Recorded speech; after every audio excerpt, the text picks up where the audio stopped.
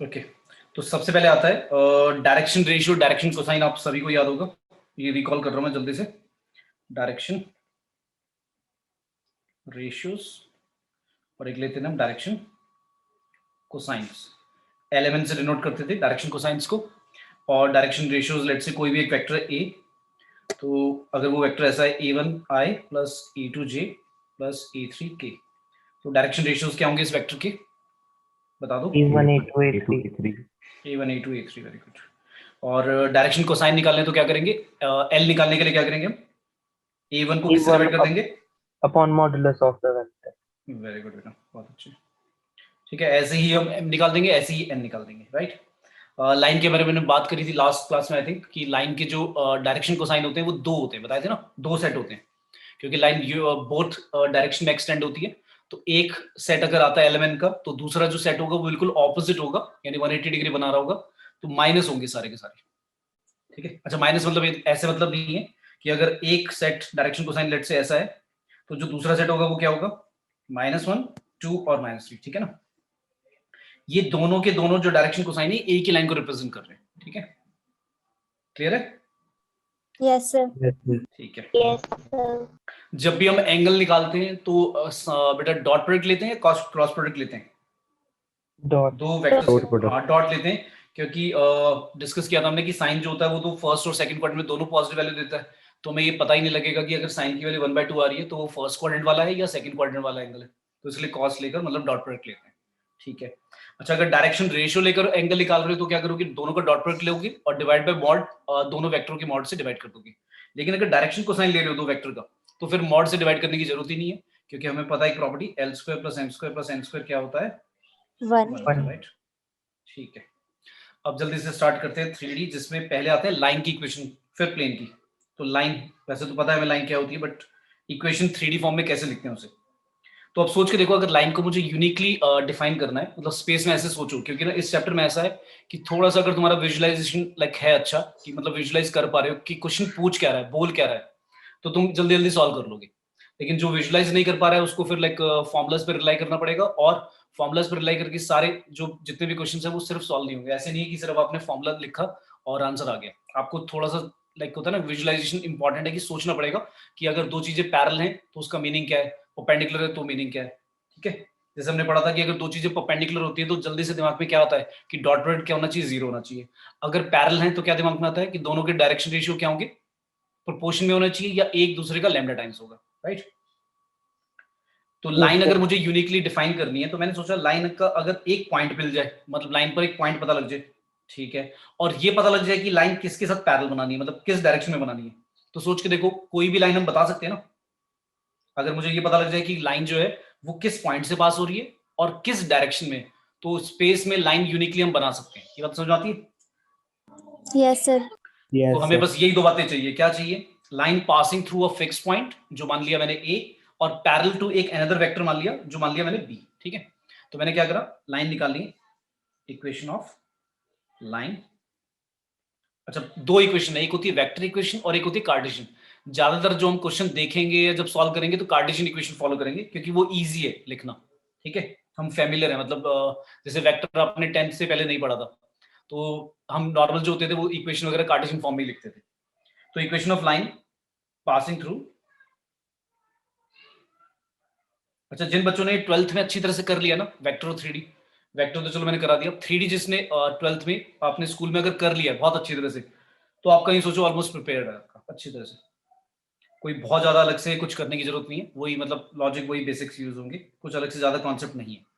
तो equation of line passing through point, मान लिया मैंने ए, ऐसा ले लिया x1 y1 z1, x1 y1 z1 with position vector, with position vector small a cap, small a इस तरह से एरो लगा दिया। मान लिया मैंने कि जो जिस पॉइंट से मेरी लाइन पास हो रही है वो पॉइंट है x1 y1 z1, और उसका पोजीशन वेक्टर जो है, पोजीशन वेक्टर कहां से लिया जाता था बताओ, ओरिजिन। जब ओरिजिन से। वैसे तो पॉइंट जो होता है वो 0 वेक्टर होता है, पर जब पॉइंट का पोजीशन वेक्टर बोल देते हैं तो ओरिजिन से मतलब ले रहे हैं। ठीक है, और and parallel to, and parallel to vector मान लेते हैं, एक वेक्टर के पैरेलल ले रहे हो क्या, बी। मतलब अगर हमें कोई एक पैरेलल वाला वेक्टर पता है और एक पॉइंट पता है जहां से लाइन पास हो रही है, तो उसकी equation is given by r minus a, या ऐसे लिख लो r equals to a plus lambda times p। ये हमारी इक्वेशन होगी लाइन की इन वेक्टर फॉर्म। अच्छा, ये जो r लिखा है मैंने, ये क्या है? r क्या है? Position vector of any point p on line. कोई भी एक पॉइंट मैंने p मान लिया। देखो मैं थोड़ा सा विजुलाइज करा देता हूँ, कह रहा है देखो, लेट्स से ये हमारी लाइन की इक्वेशन निकालनी है हमें। तो ये पॉइंट लेट्स से a है लाइन के ऊपर, जिसका ओरिजिन से पोजीशन वेक्टर कितना है? a है, और ये पॉइंट है x1 y1 z1। और एक पॉइंट मैंने अपने आप रैंडमली मान लिया लाइन पर। क्या मान लिया? लाइन, चलो ऐसे बना देता हूं।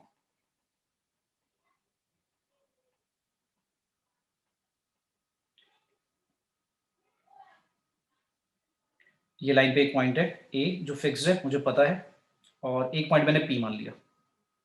तो मैंने इसका पोजीशन वेक्टर बोल दिया OA को बोल दिया मैंने a वेक्टर, और जो OP है, OP मतलब p कैसा पॉइंट है? x, y, z। और जो a पॉइंट है वो कैसा है? x1 y1 z1। ये मुझे पता है जो a पॉइंट है। p पॉइंट कोई भी पॉइंट हो सकता है x y z। तो उसका मैंने पोजीशन वेक्टर क्या मान लिया? OP को मान लिया मैंने क्या? r। इसका पोजीशन वेक्टर मैंने r मान लिया। ठीक है, तो जब भी कभी मैं r यूज करूंगा तो समझ जाना कि कोई भी पॉइंट मैं लाइन या प्लेन पे ले रहा हूं जिसका पोजीशन वेक्टर r ले रहा हूं मैं। ठीक है, अच्छा अब सोच के मुझे बताओ AP वेक्टर बताओ कितना आएगा? ट्रायंगल ऑफ वेक्टर एडिशन करके बताओ जल्दी से क्या आ रहा है? AP वेक्टर AP निकालेंगे तो कितना आएगा? r माइनस ए आएगा ना?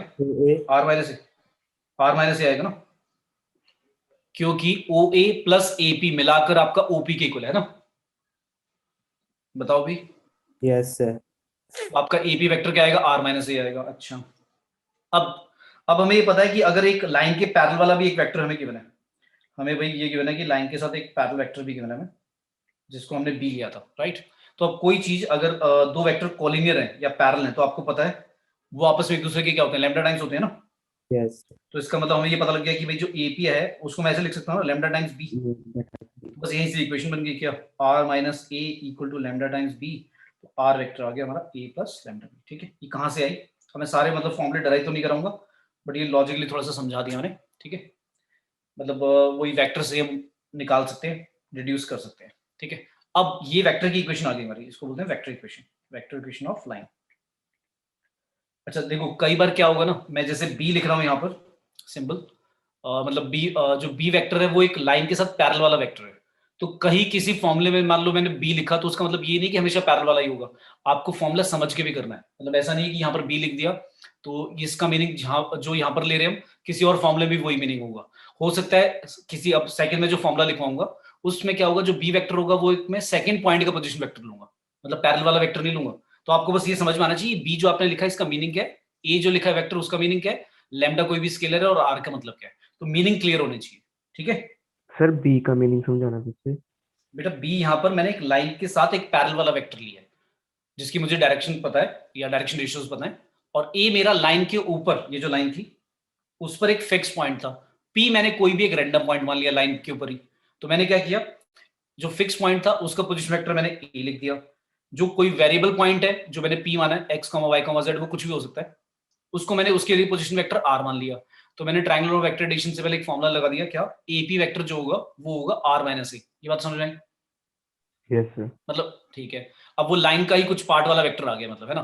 अब वो वेक्टर मुझे पता है कि अगर लाइन के साथ अगर कोई पैरेलल में एक वेक्टर है b, तो मुझे पता है जब कॉलिनियर वेक्टर होते हैं वो आपस में एक दूसरे के क्या होते हैं? लैम्डा टाइम्स होते हैं। तो AP वेक्टर जो मैंने निकाला है वो लैम्डा टाइम्स b होगा, है ना। Yes sir. और जब आपने AP की वैल्यू लिखी r माइनस ए, तो फॉर्मूला इक्वेशन क्या बन गई? r equals to a plus lambda b। Clear है सभी को? Done sir. ठीक है, बाकी सभी को बेटा क्लियर है? ठीक है, यस तो आपको सर। मतलब आपके माइंड में क्या होना चाहिए? आपके माइंड में ब्लाइंडली फॉर्मूले रटने नहीं है, मतलब है कई सारे फॉर्मूले, लेकिन अगर समझ के करोगे तो ज्यादा इजी रहेगा। अगर ब्लाइंडली रटोगे तो क्या होगा, 2 या 3 फॉर्मूले में कहीं पे कंफ्यूजन क्रिएट हो जाएगा कि कौन क्या था। तो आपको समझना है कि इसमें जब मैंने r लिखा तो कोई भी एक पॉइंट का पोजीशन वेक्टर है जो x y z लेते हैं। a मेरा जो वेक्टर है वो एक फिक्स्ड पॉइंट का जो लाइन के ऊपर दे रखा होगा उसका पोजीशन वेक्टर है, और b जो है एक लाइन के साथ पैरेलल में कुछ है, उस वेक्टर की डायरेक्शन रेशियो या वो वेक्टर मुझे पता है, ठीक है। तो ये मीनिंग क्लियर होना चाहिए कि r क्या है, a क्या है, b क्या है, ठीक है। अब इसी की अगर मैं कार्टेशियन फॉर्म बोलूं तो मैं डायरेक्टली लिख रहा हूं, कैसे लिखूंगा, x minus x1 y minus y1 z minus z1 divide में क्या लिख दूंगा। अच्छा देखो मैंने कैसे लिखा है, अगर मैं r में से a को माइनस करूं तो क्या आएगा, x minus x1 y minus y1 z minus z1 और उनके साथ i j k कैप आ जाएगा। राइट साइड पे क्या लिखा हुआ, लैम्डा b, तो b के डायरेक्शन रेशियो कैसे होंगे, b1 b2 b3 ऐसा मान लेता हूं। तो लैम्डा की अगर वैल्यू निकालो सबसे तो ऐसी आएगी, x minus x1 upon b1 y minus y1 upon b2 और z minus z1 upon b3। ये सारे किसके इक्वल होंगे, ये सारे किसके इक्वल होंगे, लैम्डा के इक्वल होंगे, तो इसलिए इन तीनों को यही हमारी क्या होगी, कार्टेशियन इक्वेशन, ठीक है। ये हमारी कौन सी इक्वेशन है, कार्टेशियन इक्वेशन। ज्यादातर हम यही फॉलो करेंगे, कार्टेशियन इक्वेशन, ठीक है। क्लियर है, मैं यहाँ पर लिख भी देता हूँ, Yes, dr of direction ratio b मैंने माने क्या, b1 b2 b3, ठीक है। मतलब अलग अलग टेक्स्ट बुक में अलग अलग जगह पर वो अलग अलग मतलब सिंबल यूज कर लेते हैं, कोई capital A capital B capital C use कर लेता है बी के डायरेक्शन रेशियो के लिए। मैं b1 b2 b3 मान रहा हूँ, वो तुम्हारे ऊपर है, कैसे भी कुछ भी मानो, तुम्हें फॉर्मूले क्लियर होने चाहिए कि कौन क्या रिप्रेजेंट कर रहा है, बस, ठीक है। क्लियर है, Yes, sir. yes, sir. अब इसी से एक इंपॉर्टेंट, बहुत इंपॉर्टेंट पॉइंट, क्या, एनी पॉइंट ऑन लाइन, अगर आपको कोई पॉइंट मानना है, आपको पता है एक लाइन के ऊपर इनफाइनाइट पॉइंट्स होते हैं, तो कभी भी कोई एक लाइन के ऊपर मुझे एक पॉइंट मानना पड़े तो मैं कैसा मान सकता हूं, वो मतलब जब क्वेश्चन सॉल्व करेंगे तो मानना पड़ेगा, तो वहां पे आपको समझ में आएगा कि ये क्यों कर रहे हैं। तो any point on line is of form, किस फॉर्म में होगा, मान लो एक लाइन ले लेता हूं, पहले एग्जांपल ले लेता हूं, लाइन मैंने ले ली x माइनस 1/3 y माइनस 2/-5 और z अपॉन सिर्फ ले लेते हैं 2, ठीक है। मान लो ऐसी लाइन है, ये मेरी एक लाइन है, L से रिप्रेजेंट कर दिया मैंने। अब मैं कहता हूं इस लाइन के ऊपर कोई भी अगर पॉइंट मानना है तो कैसा मान सकते हैं, रैंडम पॉइंट। तो आप क्या करोगे, इसको लेट कर लोगे k के इक्वल मान लिया, मैंने स्मॉल k ले लिया और स्मॉल k के इक्वल तीनों इक्वल ले लिए। अब आप x की जब वैल्यू निकालोगे तो क्या आएगी भाई, कोई बताएगा, 3k + 1 आएगा, राइट। y कितना आएगा जल्दी से बता दो, y निकाल के k की -5k Plus 2. और z की वैल्यू आएगी 2k, है ना। Okay. तो अगर आप k की वैल्यू कुछ भी कोई भी रियल नंबर पुट करते रहो, वो सारे के सारे जो पॉइंट्स आएंगे k की वैल्यू लेकर, वो सारे के सारे लाइन के ऊपर ही होंगे। तो ऐसा पॉइंट हम लाइन पर मान सकते हैं, ठीक है। अच्छा, इस पॉइंट की इंपॉर्टेंस ये है कि भाई इस पॉइंट को हमने क्या करा, एक ही वेरिएबल में लिया है, ये बात समझ में आई, इसकी इंपॉर्टेंस क्या है, ठीक है।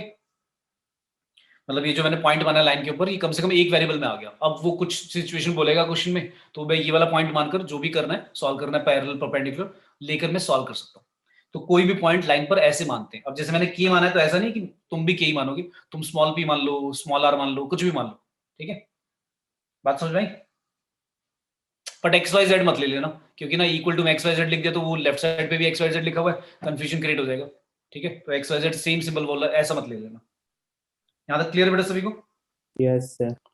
अब आता है, मतलब अगर मैं बोलूं कि तुम्हें ये 3D वाला जो चैप्टर ऐसा है कि जिस बच्चे को फॉर्मूले अच्छी तरह से समझ में आ गए, लर्न है और थोड़ा सा माइंड मैप बना पा रहे हो, तो जल्दी जल्दी क्वेश्चन सारे सॉल्व हो जाएंगे।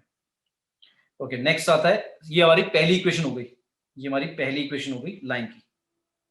जब वो क्या हो रहा है, एक पॉइंट से पास हो रहा है और उसके साथ कोई पैरेलल वाला वेक्टर गिवन है, ठीक है। चलो मैंने आपसे फिर पूछा, एक लाइन है, मैंने ऐसे दे दी, x minus 1/2 3 minus 7y divide by 4 is equal to 1 minus z upon 3। तो कोई मुझे बताएगा इसका फिक्स पॉइंट कौन सा है, इस लाइन के ऊपर जो फिक्स पॉइंट हम लेंगे वो क्या है, इसको देखकर, इक्वेशन को देखकर जल्दी से बताओगे कितना है। इस लाइन की इक्वेशन को देखकर हमें बताना है कि फिक्स पॉइंट क्या है, जो हम लिखते हैं x minus x1 y minus y1 और फिक्स पॉइंट लेते हैं हम x1 y1 z1। तो आपने देखा कि पहले तो इसको कंपेयर डायरेक्टली नहीं कर सकते, क्यों, क्योंकि x minus x1 y minus y1 z minus z1 में x y z की कोएफिशिएंट हमेशा 1 होने चाहिए। तो x माइनस 1/2 में तो ठीक है, उसमें तो समझ में आ गया 1 है, जो x1 है हमारा। अब y1 बताने के लिए सबसे पहले उसको y माइनस y1 की फॉर्म में चेंज करना है। लिखा क्या हुआ है, 3 माइनस 7y लिखा हुआ है, तो इसको मैं ट्रांसफॉर्म कर देता हूँ भाई। क्या लिख दूं इसे, बताओ, ऐसा लिख दूं x माइनस 1/2, ऊपर नीचे किससे डिवाइड करना पड़ेगा, -7 से करना पड़ेगा, है ना, y का कोएफिशिएंट पॉजिटिव 1 करने के लिए। तो -7 से डिवाइड करेंगे तो y माइनस 3/7 हो जाएगा, डिवाइड बाय क्या हो जाएगा, -4/7। और z वाले के लिए क्या करना पड़ेगा, -1 से डिवाइड करना पड़ेगा, तो z -1 डिवाइड बाय -3, ये ठीक है। Yes, अब sir. आपको समझ में आ रहा होगा फिक्स पॉइंट क्या है, 1 है, 3/7 है और +1 है, ठीक है भाई। और अगर मैं बोलूं पैरेलल वाला वेक्टर b क्या है, drs ऑफ b मतलब पैरेलल वाला वेक्टर या लाइन के पैरेलल, और लाइन के भी बोल सकते हो क्योंकि लाइन के भी सेम डायरेक्शन रेशियो होंगे, प्रोपोर्शन में ही होंगे, तो क्या होंगे भाई 2 -4/7, -3. ठीक है। तो ये मैंने जानने में ऐसा लेकर एग्जांपल दे दिया कि बच्चे कंफ्यूज हो जाते हैं कि भाई उसमें तो 3 - 7y लिखा हो, क्या करें। तो ऐसे करना है, मतलब पहले उसको स्टैंडर्ड फॉर्म में लेके आना है और फिर कंपेयर कर लेना है, ठीक है।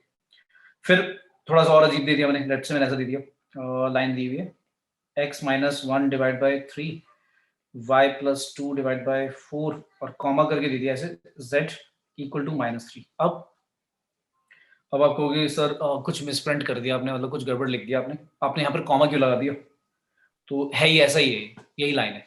अब कैसे लिखें, तो अब इसको स्टैंडर्ड फॉर्म में लाने के लिए भाई तो मुझे क्या करना पड़ेगा, ये दोनों तो इक्वल दिए हुए हैं भाई, ये कॉमा की जगह इक्वल में चेंज करना है उसे। तो कॉमा से हम इक्वल कैसे बनाए उसे, मैंने नोटिस करा कि भाई x -1/3 y +2 divide by 4 equal to मान लिया लैम्डा है, ठीक है। अब z इक्वल टू लिखा है -3 और उसको भी लैम्डा के टर्म्स में लाना है, तो मैं ऐसे लिख दूं इसे z +3 इक्वल टू 0, और 0 को मैं क्या लिख सकता हूँ भाई, 0 लैम्डा भी तो लिख सकता हूँ, ठीक है। Yes, sir. अब आपको समझ में आ गया होगा कि मैं इससे क्या करूंगा, z +3 नीचे 0 ले आऊंगा इक्वल टू लैम्डा। अब आप कहोगे सर नीचे 0 आ रहा है, ये तो लाइक मैथ्स में क्या करते हैं, नॉट डिफाइंड हो जाता है। इक्वेशन जो लाइन की इक्वेशन लिखते हैं तो ऐसे लिख सकते हैं, उसमें कोई प्रॉब्लम नहीं है, ठीक है ना, क्लियर है। Yes, sir. तो अगर ये भी लैम्डा के इक्वल हो गया और ये भी लैम्डा के इक्वल है, तो मेरी अब इक्वेशन बता दो मैं कैसे लिख दूं इसे, मैं ऐसे लिख दूंगा इसे x माइनस क्या था, x -1/3 था, y +2 क्या था 3 नहीं 4 था, 4 और ये दोनों लैम्डा के इक्वल थे, और अब z वाला पार्ट भी आ गया लैम्डा की फॉर्म में, क्या लिख दूं z +3/0। तो अब आपको समझ में आ गया होगा ये तीनों अब लैम्डा के इक्वल आ गई। तो फिर अगर मैं बोलूं फिक्स पॉइंट क्या है इसका, जल्दी से बता दो। 1 -2 -3. 1 -2 -3 है, और जो drs हैं ऑफ 3 लाइन 4 0. 3 4 0, क्योंकि डायरेक्शन रेशियो में तो भाई आ सकता है ना 0, तो इसलिए वो डिवाइड में आ रहा है, ठीक है ना। तो आपको कोई इंडिविजुअली सॉल्व करने को तो नहीं बोल रहा है कि z +3 डिवाइड बाय 0 क्या होता है, वो तो नॉट डिफाइंड ही होगा, बट सॉल्व नहीं करना, लाइन की इक्वेशन लिखी जाती है ऐसे, तो इसलिए 0 डिवाइड में हो सकता है। कहीं सोचो ये 0 डिवाइड में लिखा हुआ है तो कोई इम्पॉसिबल सिचुएशन है, ऐसा नहीं है, ठीक है, क्लियर है। Yes, sir. ठीक है, तो अब मैंने लाइन की इक्वेशन बता दी, जब एक पॉइंट से पास हो रहा है और पैरेलल टू एक वेक्टर की तरह है। अब लाइन की इक्वेशन जब दो पॉइंटों से पास हो रहा है, बहुत सेम, बिल्कुल जो अभी बताया बिल्कुल सिमिलर है। तो सेकंड आती है equation of line passing through two points, दो पॉइंट दिए हैं इस बारी, x1 y1 z1, और b दिया हुआ है x2 y2 z2, और इन दोनों के विथ पोजीशन वेक्टर्स मान लेते हैं क्या है, a1 a, चलो a b मान लेता हूं, या a और b नहीं मानता क्योंकि पहले वाले इक्वेशन में b मान रहा था तो कंफ्यूजन हो जाएगा, a1 और a2 ही मान लेता हूं, चलो ठीक है। इन ये दो पोजीशन वेक्टर हैं इन दोनों पॉइंटों के, a का और b का। तो फिर इक्वेशन कैसे लिखेंगे, डराइव नहीं कर रहा, डायरेक्टली लिख रहा हूं, कैसे लिखेंगे, r इक्वल्स टू क्या लिखेंगे, a1 प्लस क्या लिखेंगे नेक्स्ट, अब जैसे हम लैम्डा टाइम्स क्या लिखते थे, b लिखते थे, b मतलब पैरेलल वाला वेक्टर, अब क्या लिखेंगे a2 माइनस a1, बस ये लिखना है। और इसी को कार्टेशियन फॉर्म में कैसे लिखोगे, ऐसा लिख दोगे x minus x1 y minus y1 z minus z1 divide by क्या, x2 minus x1 y2 minus y1 z2 minus z1। Imagine कर पा रहे होगे आप कि भाई ये ऐसे डिवाइड में क्यों आ रहा है, क्योंकि जब लैम्डा निकालोगे तो ये वाला जो पार्ट है, ये वाला a2 माइनस a1, इसके जो डायरेक्शन रेशियो होंगे वो यही तो होंगे, x2 minus x1 y2 minus y1 z2 minus z2, साथ में ijk आ रहा होगा, तो जब डिवाइड में लेके आओगे तो सब लैम्डा के इक्वल आ जाएंगे। तो उसमें और इसमें डिफरेंस क्या है, बस यहाँ पर आपका क्या आता था, पैरेलल वाला वेक्टर b लिखते थे और डिवाइड में b1 b2 b3 लिखा था मैंने, इस बार क्या आ गया बस x2 minus x1 y2 minus y1 z2 minus z1, ठीक है भाई। Yes, sir. सर A1 के बदले A2 भी आ सकता है स्टार्टिंग में। हाँ यार, जो डिवाइड में भी मैं लिख रहा हूँ ना, मैं डिवाइड में x2 माइनस x1 लिख रहा हूँ, आप x1 माइनस x2 लिख दो, y1 माइनस y2 लिख दो, z1 माइनस z2 लिख दो, लेकिन एक ही उसमें लिखोगे ऑर्डर में, ऐसे नहीं है कि आपने नीचे डिवाइड में x2 माइनस x1 लिखा फिर सेकंड वाले के डिवाइड में लिख दिया आपने y1 माइनस y2, फिर गड़बड़ हो जाएगी, ठीक है। ओके और जो आप न्यूमरेटर में बोल रहे हो कि x1 y1 z1, हाँ भाई x2 y2, मतलब यार पॉइंटों पे लिखा थोड़ी ना होता है कि मैं पहला वाला पॉइंट हूँ, वो दूसरा पॉइंट है, ये तो हम मानते हैं, तो आप कोई सा भी मान लो पहला पॉइंट, ठीक है, ओके क्लियर है? सर। ठीक है, तो दो ही है इक्वेशन लाइन की इक्वेशन ज्यादा नहीं है, लाइन की इक्वेशन खत्म हो गई, बस इतनी ही बात है लाइन के बारे में। अब आता है लाइन से रिलेटेड और फैक्ट। अब लाइन जो होती है उनके बीच में अगर मुझे एंगल निकालना है, तीसरी बात, एंगल बिटवीन टू लाइंस, दो लाइनों के बीच में एंगल निकालना है, तो कैसे निकालेंगे? अगर हमें उनके पैरेलल वाले वेक्टर पता है b1 और b2, लेट से दो लाइन ऐसी लिख देता हूं मैं, दो लाइन ऐसी हैं, पहली है r equals to a1 plus lambda times b1, और दूसरी लाइन कुछ ऐसी है r equals to a2 plus mu b2। मैंने लैम्डा और म्यू मतलब वो स्केलर डिफरेंट कर दी, हो सकते हैं वो डिफरेंट हो। ओके, तो b1 b2 क्या हो गए? पैरेलल वाले वेक्टर हो गए दोनों लाइन के, और a1 a2 क्या हो गए? पोजीशन वेक्टर हो गया फिक्स पॉइंट का। तो दो लाइन अगर ऐसी हैं तो उनके बीच में एंगल निकालने का मतलब है दो लाइनों के बीच में जो एंगल होगा वही उनके b1 और b2 के बीच में एंगल होगा। ये बात क्लियर है Yes, sir. भाई? अगर दो लाइनों के बीच में जो एंगल बन रहा होगा वही उनके पैरेलल वाले लाइक लाइंस के बीच में एंगल बन रहा होगा, ठीक है? तो फिर क्या निकालोगे? cos थीटा इक्वल टू क्या कर दोगे? b1 डॉट b2, मतलब वही वेक्टर वाला फॉर्मूला, कुछ नहीं है, मतलब कुछ अलग बात नहीं है, ये जो मैं फॉर्मूला बता रहा हूँ ये बताने की जरूरत भी नहीं है, बस उनके पैरेलल वाले वेक्टर का डॉट प्रोडक्ट करो और उनके मॉड से क्या कर दो? डिवाइड कर दो, खत्म, ठीक है, क्लियर? अब आता है फोर्थ पॉइंट। अब आता है कि दो लाइन जो होती हैं, अगर मैं 2D की बात करूं, मतलब पेपर पे अगर 2D में जब आप दो लाइन बनाते हो वो या तो पैरेलल बनेंगी या इंटरसेक्टिंग होंगी, लेकिन 3D में क्या एक और पॉसिबिलिटी अराइज होती है, क्या? दो लाइन जो होती हैं वो पैरेलल हो सकती है भाई, पहले से पैरेलल हो गई, इंटरसेक्टिंग हो सकती है। 3D में एक और सिचुएशन अराइज होती है, क्योंकि 2D में नहीं होता था ऐसा, 2D में या तो पैरेलल होती थी या इंटरसेक्टिंग, ऐसी भी लाइन हो सकती है जो ना तो पैरेलल हो ना इंटरसेक्टिंग। तो ऐसी लाइन देखो, मतलब दोनों के बीच में क्या है? गैप है, और वो लाइन, एक लाइन इधर जा रही है और एक लाइन इधर जा रही है, दोनों के बीच में क्या आ गया? गैप आ गया। तो अब ये लाइन जो होंगी ना तो पैरेलल है ना ही मैं कहूंगा इंटरसेक्टिंग है, तो इन लाइंस को बोलते हैं स्क्यू लाइंस। क्या बोलते हैं? Skew skew line. लाइंस, ठीक है? तो ये 3D में ही अराइज होती है सिचुएशन। तो तीन तरह की लाइंस होती हैं, types of lines in 3D। ये 3D की बात कर रहे हैं। तो पहली बात आती है इंटरसेक्टिंग, या तो इंटरसेक्ट कर जाएंगी या फिर क्या होगा? पैरेलल होगा, दो लाइन पैरेलल हो जाएंगी। और एक थर्ड सिचुएशन और अराइज होगी, कभी दो लाइन जो है वो इंटरसेक्टिंग लग रही है बट है नहीं, मतलब एक आगे और एक पीछे लाइन, ठीक है? इनको बोलते हैं क्या? Skew lines. क्या बोलते हैं? स्क्यू लाइंस, ठीक है? जैसे स्क्यू सिमेट्रिक होता था ना, वही चीज स्क्यू लाइंस बोल देते हैं, ठीक है? क्लियर है यहां तक सभी को? Yes, sir.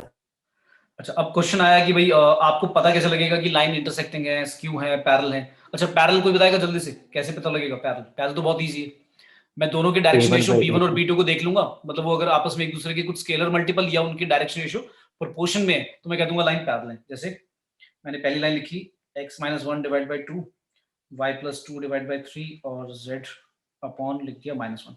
और सेकंड लाइन मैंने ऐसे लिख दी x plus five divide by -4, y minus one divide by -6, और z plus four divide by My 2। तो आपको समझ में आ गया होगा, तो आपको समझ में आ गया होगा कि पहले वाले जो लाइन है उसकी डायरेक्शन रेशियो क्या है?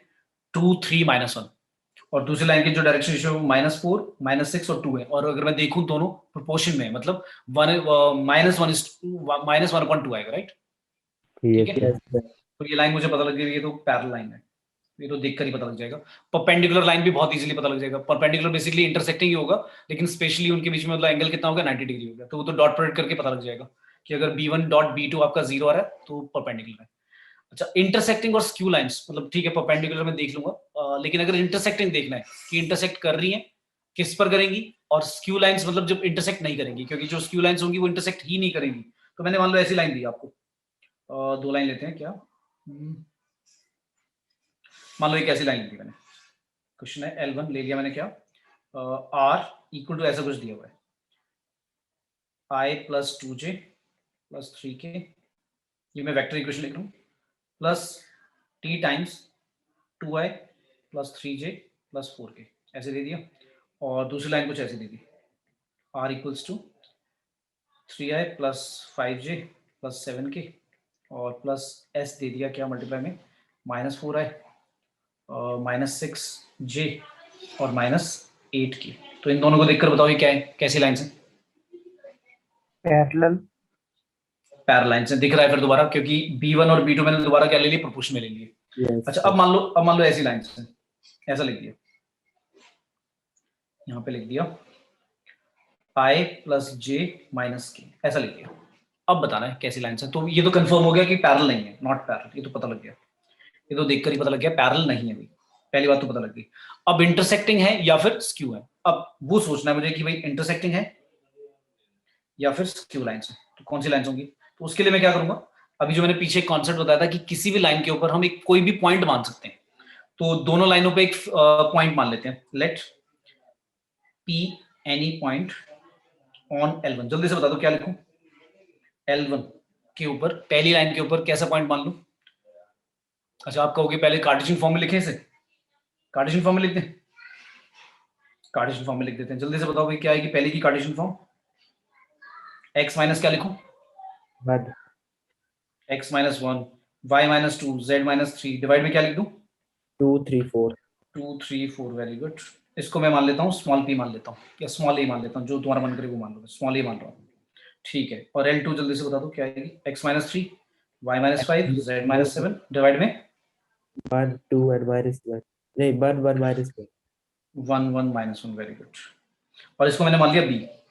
तो अब जल्दी से बता दो एनी पॉइंट ऑन L1 के ऊपर मैं मान रहा हूँ p पॉइंट मान रहा हूँ कोई भी, कैसा ले लूँ 2a plus 1, 3a plus 2, 4a plus 3, और ऐसी एनी पॉइंट ऑन L2 उसको मान लेते हैं q, क्या माने b plus 3, b plus next b plus 5 और minus b plus 7।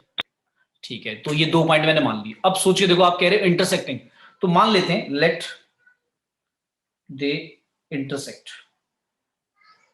For some values of a, b, मतलब मान लिया किसी वैल्यूज के लिए a और b की किसी वैल्यू के लिए लेट से इंटरसेक्ट कर रहे हैं, मान लेते हैं पहले इंटरसेक्ट कर रहे हैं। अब अगर नहीं करेंगे इंटरसेक्ट तो एक सिचुएशन अराइज होगी, हमें पता लग जाएगा कि लाइन स्क्यू है, इंटरसेक्टिंग नहीं है। वो कैसे पता लगेगा, मैंने मान लिया इंटरसेक्टिंग है, तो आप क्या कहोगे भाई अगर इंटरसेक्टिंग है तो उनके x1 x2 y1 y2 भाई सेम रख दो, क्योंकि a और b की वैल्यू किसी वैल्यू के लिए अगर ऐसा हो रहा है तो इक्वल रख के निकाल लेंगे। क्या आएगा, एक इक्वेशन यहां से बन गई क्या, 2a minus b equal to 2, ये इक्वेशन बन गई यहां से। और अगर आप y1 और y2 इक्वल रखोगे, मतलब 3a प्लस 2 इक्वल रखोगे b प्लस 5, तो एक सिचुएशन क्या आएगी यहाँ से 3a minus b equal to 3, ये आ गई।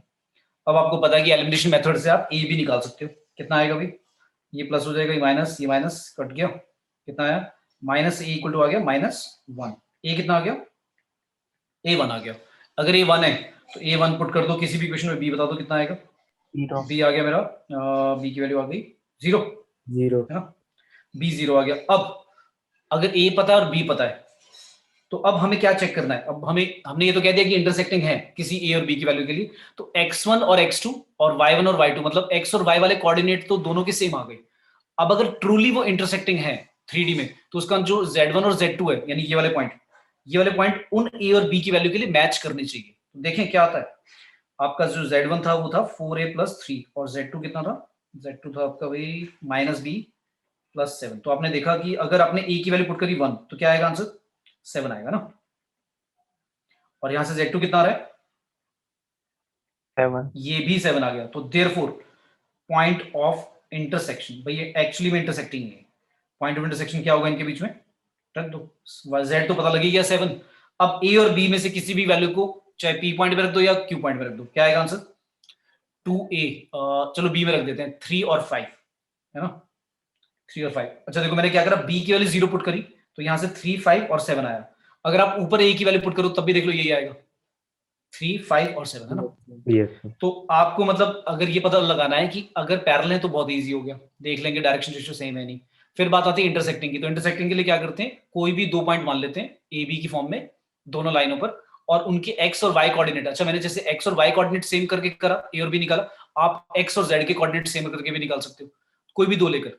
और तीसरे वाला जो कोऑर्डिनेट है मतलब जेड वाला, जैसे मैंने लास्ट में निकाला, तो जिन ए और बी की वैल्यूज आपको आई है आपको उसमें क्या करोगे, वो ए बी की वैल्यू z1 और z2 से निकालकर हमने देखा क्या ये सेम आता है, अगर सेम आता तो इसलिए इंटरसेक्टिंग है, और अगर सेम नहीं आता तो फिर कैसी होती, if z1 is not equal to z2 for a, b then lines are कैसी होंगी? क्यू। ठीक है, समझ में आ गई बात? ठीक है भाई। Yes sir. ऐसा हो सकता था, ऐसा हो सकता था कि वो यहां पर, देखो मैं क्वेश्चन बना रहा हूं, वो यहां पर हो सकता है 4 की जगह आपको क्या दे देता, कुछ वेरिएबल दे देता, जैसे टी दे देता। अब कहता बताओ टी की किस वैल्यू के लिए ये लाइन इंटरसेक्टिंग है, टी की किस वैल्यू के लिए लाइन इंटरसेक्टिंग है। तो हमने जो ए और बी की वैल्यू निकाली थी उसमें इसकी तो जरूरत पड़ेगी नहीं, अब टी वाले पॉइंट की, मतलब ये जो AT+3 आएगा, ये जो मैंने 4A लिखा था, अब क्या आएगा, AT+3 आएगा, ऐसा आएगा ना। अच्छा, तो मैंने जो 2A+1 B+3 को रखकर और 3A+2 और B+5 को रख के ए और बी निकाला था, अब वो वैल्यूज आ गई, ए की वैल्यू 1 आई थी, बी की वैल्यू 0 आई थी। तो मैं अब अगर मैं वो कह रहा है इंटरसेक्टिंग है, तो बी की वैल्यू 0 पुट करके -B+7 7 आएगा, और 4T+3 कितना आएगा, वो भी 7 होगा। तो मैं दोनों को इक्वल 7 रखकर टी की वैल्यू निकाल दूंगा। ये बात क्लियर होगी? Yes sir.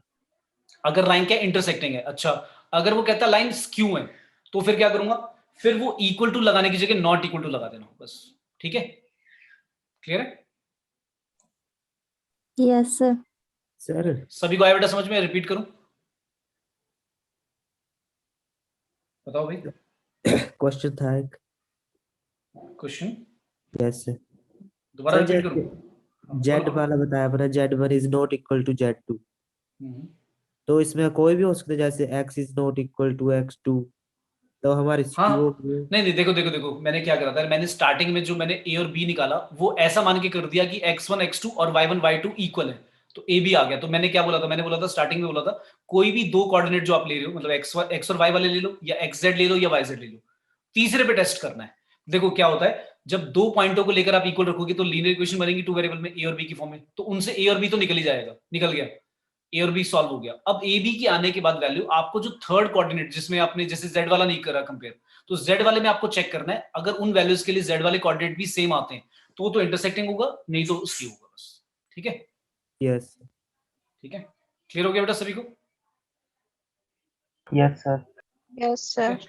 तो लाइंस कैसी होती हैं, पैरेलल हो सकती हैं, स्क्यू हो सकती हैं, इंटरसेक्टिंग हो सकती है, क्या कंडीशन हो सकती है, कैसे क्वेश्चन बन सकते हैं, किसी लाइन के ऊपर कोई भी रैंडम पॉइंट कैसे मानते हैं, उसकी इंपॉर्टेंस क्या है वो मैंने समझा दिया। ठीक है, अब ये जो मैंने पॉइंट माना था लाइन के ऊपर, ऐसे हम बहुत सारे क्वेश्चन करेंगे, ताकि ये चीज समझ में आनी चाहिए आपको कि कोई भी अगर रैंडम पॉइंट मानना है लाइन पर, ऐसे मानते हैं।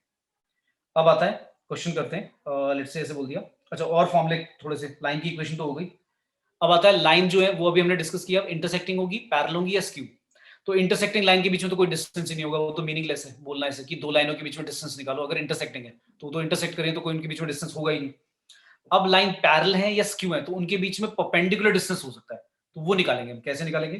फॉर्मूला है next, perpendicular distance between parallel lines. पहले पैरेलल लाइंस का कर रहे हैं, दो लाइन अगर पैरेलल हैं तो उनके बीच में डिस्टेंस कैसे निकालेंगे। तो मैं पहले लाइन 1 और लाइन 2 की इक्वेशन लिख रहा हूं। मान लो पहली लाइन कुछ ऐसी है और जो दूसरी लाइन है, अच्छा दूसरी लाइन में ये जो मैं बी लिखूंगा वो सेम ही ना लिख दूं, क्योंकि लाइन पैरेलल है। ये बात समझ में? Yes Yes, sir. क्योंकि लाइंस पैरेलल है तो उन्होंने उनकी जो डायरेक्शन रेशियो है पैरेलल वाले वेक्टर की वो सेम ही ले ली। ठीक है, अच्छा अब आप कहोगे सर सेम नहीं है तो फिर क्या करेंगे? फिर सेम बना देना। कैसे? कुछ कॉमन ले लेना। मान लो ये वाला कुछ ऐसे लिखा होगा 1 2 3, और ये दूसरे वाला लिखा है मान लो -2 -4 -6, तो आप क्या करना, सेम बनाने के लिए ये जो म्यू फाइंड लिखा है, कीजिए। इसको इसको कुछ और वेरिएबल मान लेना, कुछ और मान लो, क्या अल्फा मान लो, अल्फा, और ऐसे लिख देना 1 2 3 साथ में। ठीक है, क्योंकि ये स्केलर होता है, लैम्डा और म्यू जो होते हैं वो, तो आपने फिर -2 कॉमन ले लिया, फिर वो सेम बन गया। तो फिर जब बी लोगे दोनों का, वो ये लोगे 1 2 3। ठीक है, क्योंकि अगर अलग अलग है लेकिन आपको दिख गया कि वो पैरेलल ही है तो सेम बना लेना। ठीक है, क्योंकि जो मैं एक फॉर्मूला लिख रहा हूं उसमें सेम ही चाहिए होगा तुम्हें। ठीक है, क्लियर है सभी को? Yes, Yes. sir. ठीक है, तो इन दोनों के बीच में जो परपेंडिकुलर डिस्टेंस का फॉर्मूला वो क्या है, given by d equal to क्या, आपको क्या करना है, a2 - a1, मतलब जो उनके फिक्स पॉइंट वाले पोजीशन वेक्टर है उनको तो माइनस करना है। ऐसे याद रखो, जो फिक्स पॉइंट वाले पोजीशन वेक्टर है उनको तो माइनस करना है। फिर क्या करना है, क्रॉस करना है। क्रॉस करना है किसके साथ? ये जो पैरेलल वाला वेक्टर है b। अब आपका जो आंसर आएगा वो क्या आएगा, एक वेक्टर आएगा, क्योंकि a2 - a1 से एक वेक्टर आएगा, तो माइनस करके क्रॉस कर रहे हो b के साथ, वो भी एक वेक्टर आएगा। फिर उसका क्या कर देना, मॉड ले लेना। क्या ले लेना? मॉड ले लेना, और डिवाइड कर देना किससे, जो b निकाला है आपने उसके मॉड से। ठीक है, क्लियर? अच्छा a2 माइनस a1 एक वेक्टर आएगा, b एक वेक्टर पहले से ही है, तो दोनों का क्रॉस आता है ना सभी को करना बेटा, i j k करके, Yes, याद है? sir. मतलब अगर मैं कहूँ इसका क्रॉस कैसे करोगे तो ऐसे करोगे ना, x i j k आएगा ऊपर, तो i j k, फिर सेकंड रो में क्या लिखोगे आप, x2 minus x1, y2 minus y1 और z2 माइनस z1, और नीचे आप लिखोगे b1 b2 b3। ठीक है भाई, वो तो मतलब जब क्रॉस करोगे आपको पता है कि कैसे लिखते हैं, तो मैंने वही चीज फॉर्मूले की फॉर्म में लिख दी। तो ये वाला फॉर्मूला मैंने जानबूझ में लिखा है ऐसे वाला, क्योंकि अगर मैं ऐसे लिखूंगा ना डिटरमिनेंट की फॉर्म में, तो फॉर्मूला बहुत देखने में बड़ा सा लगता है, और इसलिए मैं जानबूझ में, तुम देख रहे हो कि जब भी मैं फॉर्मूले लिख रहा हूँ ना, तो मैं वेक्टर इक्वेशन फॉलो कर रहा हूँ। वैसे तो मैं कह रहा था कार्टेशियन इक्वेशन में लिखना, लेकिन मैं जब फॉर्मूले लिख रहा हूँ तो वेक्टर इक्वेशन में लिख रहा हूँ। ठीक है, क्योंकि थोड़ा सा फॉर्मूला छोटा कंसिस्टेंट फॉर्म में दिखता है। नहीं तो अगर मैं कार्टेशियन फॉर्म में लिखूंगा एक्स और x1 x2, तो फॉर्मूले बहुत बड़े बड़े दिखेंगे और लर्न करने में ऐसा लगेगा क्या करना है, इतने लर्न ही नहीं होंगे। तो आपको ये चीज बताने की जरूरत नहीं है, वो तो तुम a2 माइनस a1 निकाल लोगे वेक्टर, b निकाल लोगे वेक्टर, पैरेलल वाला कौन सा है, उन दोनों का क्रॉस प्रोडक्ट तुम्हें आता है करना, और नीचे क्या करना, उस b के मॉड से डिवाइड कर देना। ठीक है भाई, क्लियर है सभी को? चलो, अब आता है लाइन अगर पैरेलल नहीं है, distance between two skew lines. भाई लाइंस कैसी हैं, स्क्यू हैं, जो ना तो पैरेलल है ना ही इंटरसेक्टिंग है, तो उन दोनों के बीच में एंगल कैसे, सॉरी एंगल कह रहा हूं, परपेंडिकुलर डिस्टेंस कैसे निकालेंगे? तो उसका फॉर्मूला है, पहले फिर वही लाइन लिख देता हूं, क्या कैसी होंगी इस बार फर्स्ट लाइन हम मान लेते हैं ऐसी है, r equal to a1 plus lambda b1, इस बार b1 लिख रहा हूं क्योंकि इस बार पैरेलल नहीं है, और a2 प्लस म्यू b2, इस बार b1 b2 दोनों के डिफरेंट होंगे, तो उन दोनों के बीच में जो परपेंडिकुलर डिस्टेंस होगा वो क्या होगा, अगेन a2 माइनस a1 वही है, डॉट करना है इस बार किसके साथ, b1 क्रॉस b2 के साथ, इस पूरे को मॉड में रखना है, divide by b1 cross b2 का मॉड। अच्छा, जो न्यूमरेटर में लिखा हुआ है, तुम्हें कुछ याद आ रहा होगा, मैंने स्केलर ट्रिपल प्रोडक्ट बताया था वेक्टर्स में, याद है? Yes, sir. तो ये देखने में एक तरह से स्केलर ट्रिपल प्रोडक्ट ही है, a2 माइनस a1 को एक वेक्टर ही तो आएगा, मान लो वो a है, कोई एक वेक्टर, मैंने उस a2 माइनस a1 को कोई एक वेक्टर बोल दिया, a वेक्टर बोल दिया, उसका आप डॉट कर रहे हो b1 क्रॉस b2 के साथ, तो ये स्केलर ट्रिपल प्रोडक्ट की तरह से नहीं है ना? तो इसका तुम्हें स्केलर ट्रिपल प्रोडक्ट मैंने बताया था डायरेक्ट फॉर्मूला, आपको ये नहीं करना कि पहले b1 क्रॉस b2 कराओ, फिर आपने a2 माइनस a1 कराओ, फिर डॉट कराओ, तो इसका मैंने डायरेक्ट तरीका बताया था, याद है किसी को? a b c ऐसे तीन वेक्टर का स्केलर ट्रिपल प्रोडक्ट हम कैसे निकालते थे, a1 a2 a3 b1 b2 b3 c1 c2 c3, यही करते थे ना? तो आप यहां पर भी यही करोगे, क्या करोगे, इक्वल टू में क्या करोगे, बताओ क्या लिखूंगा, x2 minus x1 y2 minus y1, z वाला भी ऐसे लिख दोगे, नीचे क्या लिखोगे, b1 के डायरेक्शन रेशियो है ना, b1 के direction ratio b1 b2 b3, अच्छा b1 b2 b3 अब वो सिंबल है ना, एक जैसे हो गए तो कंफ्यूजिंग हो जाएगा, ऐसे मान लेते हैं, क्या मान लें ऐसे मान लेते हैं, क्या माने, अरे यार ए भी नहीं मानते, ऐसे मान लेते हैं PQR, और यहाँ पे मान लेते हैं STU, ऐसे मान लेते हैं। ठीक है, यानी इसके डायरेक्शन रेशियो PQR है और B2 के डायरेक्शन रेशियो STU मान ली मैंने। ठीक है, क्लियर है? Yes sir. ठीक है, मतलब तुम्हें वो कार्टेशियन फॉर्म में तो फॉर्मूला लर्न करना ही नहीं है, तो उस फॉर्मूले को जब लर्न ही नहीं करना है तो उसको भूल ही जाओ तुम जब सॉल्व करोगे तुम्हें पता लग जाएगा भाई कैसे करना क्या है, मतलब वो तो पता ही है तुम्हें डिटरमिनेंट में कौन से रो में क्या लिखना है तुम्हें। ठीक है, ये तो मैं एग्जांपल देके बता रहा हूँ। ठीक है, अच्छा डिवाइड में क्या लिखा हुआ है, b1 क्रॉस b2 b1, अच्छा तुम जो आंसर निकालोगे उसको मैंने स्केलर ट्रिपल प्रोडक्ट निकलने के बाद आपने नोटिस करा होगा मैंने न्यूमरेटर में मॉडुलस लगाया हुआ है दोनों तरफ, वो इसलिए लगाया हुआ है, आंसर जो होता है scalar triple product answer scalar ही आता है, फिर मॉड क्यों लगा रखा है, वो मॉड इसलिए लगाया है कि भाई अगर नेगेटिव आ जाए तो उसको क्या कर दो, पॉजिटिव कर दो, क्योंकि डिस्टेंस नेगेटिव तो कभी नहीं होगा ना। क्लियर है? Yes. और नीचे b1 क्रॉस b2 जो आप निकालते हो उसका फिर मॉड, जो वेक्टर का मॉड निकालते थे b1 क्रॉस b2 का, वही निकालना आपको। ठीक है, Yes, sir. क्लियर? तो इसमें डॉट आ गया, b1 क्रॉस b2 में क्रॉस आ गया, और ऊपर में क्या था, a2 माइनस a1 के साथ ही क्रॉस था b का। ठीक है, और ऊपर मॉड था। ठीक है, इसमें भी मॉड है, इसमें भी मॉड है, ऊपर वो मैग्नीट्यूड वाला मॉड है, इसमें मॉड जो न्यूमरेटर में लिखा वो इसलिए लिखा है कि भाई आंसर, अगर आपका आंसर आएगा तो स्केलर ही इस सेकंड वाले फॉर्मूले में, लेकिन वो मॉड इसलिए लगा दिया कि नेगेटिव आ रहा तो पॉजिटिव कर दो उसे। ठीक है, Yes, sir. ठीक है, चले आगे, अब कुछ क्वेश्चन ले लेते हैं। अच्छा ये डिस्टेंस वाले तो डायरेक्टली निकाल लोगे, कई बार मतलब दिखा देता हूं मैं तुम्हें, पेपर में देखो 2020 वाले पेपर में ऐसा क्वेश्चन आया हुआ था, मतलब कुछ नहीं है, बस जिस बच्चे को फॉर्मूला पता है वो कर सकता है। ऐसे बोला शॉर्टेस्ट डिस्टेंस निकालो किसके बीच में, शॉर्टेस्ट डिस्टेंस बिटवीन, और इसमें से आते भी हैं 2-3 लाइक क्वेश्चन आ जाते हैं वेक्टर 3D के वेक्टर के तो अलग 3D के आ जाते हैं 2-3 क्वेश्चन। डिस्टेंस बिटवीन ऐसे दे दिया, 2 लाइन दे दी, x - 3 divide by 3, y - 8 divide by -2 और z - 3 डिवाइड बाय 1, और दूसरी लाइन ऐसे दे दी x + 3 divide by -2, y + 7 divide by 2 और z - 6 डिवाइड बाय 4। पहले जल्दी से बता दो पैरेलल है या बताओ ये पैरेलल है? No sir. सर अच्छा, अब वो बेवकूफ तो है नहीं, मतलब जब 4 ऑप्शन देंगे तो इंटरसेक्टिंग लाइन का तो देंगे नहीं, तो आपको ये तो चेक नहीं करना। कोई बच्चा सोचेगा सर पहले मैं क्या ये चेक करूं, पैरेलल तो नहीं है, देखकर पता लग गया, इंटरसेक्टिंग में चेक करूं या नहीं? तो इंटरसेक्टिंग चेक नहीं करना, जब ऐसे बोल दे शॉर्टर डिस्टेंस निकालो और ऑप्शन जो दे रखे हो वो नॉन जीरो वाले ही हो, तो यार मतलब समझ जाना चाहिए कि स्क्यू लाइन सी है, तो उसके लिए चेक करने की जरूरत नहीं है, जो मैंने करा था वो पहले। ठीक है, तो आप क्या मान के चलोगे भाई, कैसी लाइन से? स्क्यू लाइन से। तो आप क्या करोगे, जल्दी से मुझे A1 बता दो कितना है, A1 के डायरेक्शन रेशियो बता दो बस, dr से मतलब है हमें। A1 जो पहले वाला पॉइंट है, फिक्स पॉइंट, उसके drs क्या है? 3, 3 8 8 और और 3 3, ठीक है। और A2 के बता दो कितने? -3 -7 6 वेरी गुड। और drs बता दो B1 के? 3 -2 1 3 - 2 1, और drs B2 के? 2 4 2 2 4 -2 2 और 4 है ना। अब भाई तुम्हें अगर फॉर्मूला पता तो हो जाएगा ना क्वेश्चन, क्लियर है? यस सर ठीक है, तो मतलब वही जो मैंने फॉर्मूला बताया था, B1 क्रॉस B2 निकालो, A2 - A1 के साथ उसका स्केलर ट्रिपल प्रोडक्ट निकालो, और नीचे B1 क्रॉस B2 के मॉड से डिवाइड कर दो। बस इतना ही क्वेश्चन आया था डायरेक्ट। तो आए हुए मतलब आएंगे पेपर में और भी आ सकते हैं, जो कमिंग अब एग्जाम होगा, तो आपको फॉर्मूले याद होना चाहिए और लाइक किसको हम क्या बोल रहे हैं वो चीज मीनिंग क्लियर होना चाहिए। ठीक है, अच्छा पता है बहुत इंपॉर्टेंट एक और चीज, कंडीशन फॉर कोप्लैनरिटी ऑफ 2 लाइंस।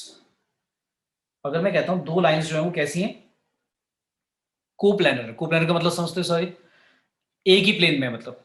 तो अगर 2 लाइन एक ही प्लेन में है तो इसका मतलब क्या हुआ, अगर 2 लाइन जैसे L1, ये लाइन हमारी R = A1 + लैम्डा B1, और दूसरी लाइन है R = A2 + लैम्डा की जगह म्यू B2, ये 2 लाइन है। अगर मैं कहता हूँ ये दोनों लाइन कैसे हैं? कोप्लैनर है। कैसे हैं? कोप्लैनर। तो इसके लिए कंडीशन क्या होगी?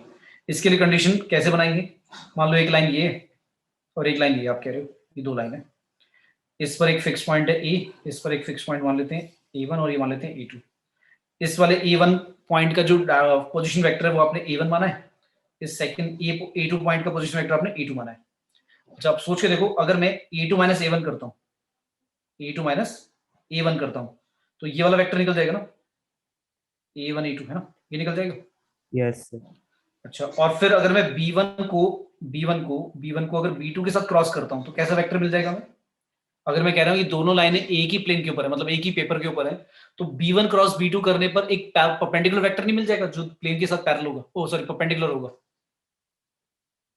यस भैया अगर दोनों लाइन एक पेपर के ऊपर है तो B1 और B2 जो होंगे वो पैरेलल वाले वेक्टर भी क्या होंगे? पेपर पे ही होंगे। अच्छा, अब मैंने कहा कि उनका क्रॉस कर दो, तो क्रॉस करने पे लाइक आउट मतलब आउट ऑफ द पेज या इनटू द पेज क्या करेगा? एक वेक्टर मिल जाएगा जो परपेंडिकुलर होगा। अब वो जो B1 क्रॉस B2 वेक्टर आएगा, सोच के देखो, वो परपेंडिकुलर अगर पेज के साथ परपेंडिकुलर है, मतलब प्लेन के साथ परपेंडिकुलर है, तो इस A2 - A1 के साथ भी तो परपेंडिकुलर होगा। ये बात समझ में आई यस सर है कि नहीं? तो इसका मतलब कंडीशन क्या बन गई कि A2 - A1 ये वाला वेक्टर जो आएगा डॉट B1 क्रॉस B2 के साथ क्या आएगा? 0 आएगा। ये कंडीशन होगी। और इसको फिर वही जैसे मैंने कहा था कि डिटरमिनेंट फॉर्म में लिखोगे तो कैसे लिखोगे? ये वाले फर्स्ट रो में रख देना, B1 के सेकंड रो में रख देना, इसके डायरेक्शन जो थर्ड रो में रख देना, इक्वल टू 0। ये कंडीशन बनाती है, ठीक है? ठीक है भाई, तो अगर Yes. टेस्ट करना हो कि कोप्लैनर है नहीं, तो टेस्ट के लिए कंडीशन हो गई। वो क्या करेगा, मान लो टेस्ट करने को नहीं बोलेगा, वो कहेगा, कह देगा, खुद ही कह देगा कि कोप्लैनर है 2 लाइन।